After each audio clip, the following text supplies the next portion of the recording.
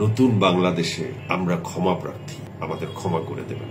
আমার নামে মামলা হয়েছে, বেগম খালেদা জিয়ার হত্যা চেষ্টার মামলা, কিন্তু মামলাকে হাস্যকর জায়গায় নিয়ে যাওয়া এটা আসলে আমাদের কারো কাম্য না। অভিনেতা ও উপস্থাপক শাহরিয়ার নাজিম জয় বৈষম্য বিরোধী ছাত্র আন্দোলনের সময় চুপ ছিলেন তিনি। এরপর আওয়ামী লীগ সরকারের পতনের পর তোপের মুখে পড়েন তিনি, হয় তার বিরুদ্ধে মামলাও। এবার নিজে নীরব থাকার বিষয় ও বর্তমান পরিস্থিতি নিয়ে মুখ খুললেন জয়। সামাজিক যোগাযোগ মাধ্যমে এক ভিডিও বার্তায় জয় বলেন, ছাত্র আন্দোলনে সক্রিয় ভূমিকা না রাখতে পারার জন্য আমি নিঃশর্ত ক্ষমা চাই জাতির কাছে। দুঃখিত, আমি লজ্জিত, আমি অনুতপ্ত।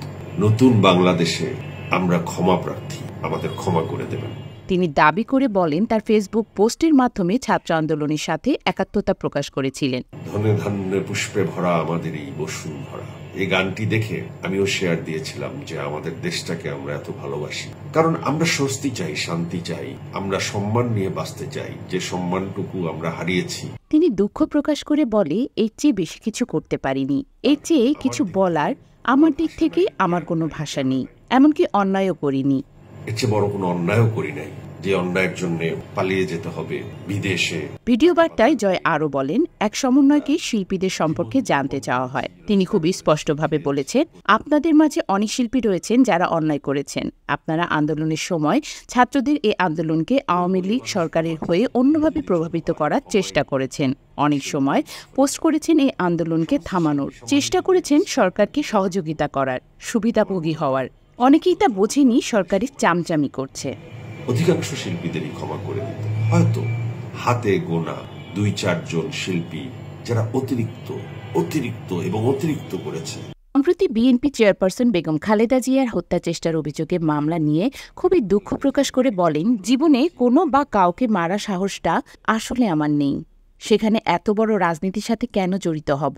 খুবই দুঃখ পেয়েছি, জীবনে একটা খুন বা কাউকে মারা এই সাহসটাই আসলে নাই আমার। কাউকে গায়ে হাত দেওয়ার সাহসী নেই, ঝগড়া বিবাদ করার সাহসী নেই, সেখানে এত বড় একটি রাজনৈতিক ঘটনার সাথে আমি কেন জড়িত হব?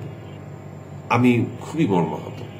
তিনি আরও বলেন, দেশে দুর্নীতি হচ্ছে, অনিয়ম হচ্ছে, অপরাধ করছে, তাদের বিচার হবে, এটা আমরা সবাই চাই, কিন্তু মামলাকে হাস্যকর জায়গায় নিয়ে যাওয়া এটা আমাদের কারো কাম্য নয়।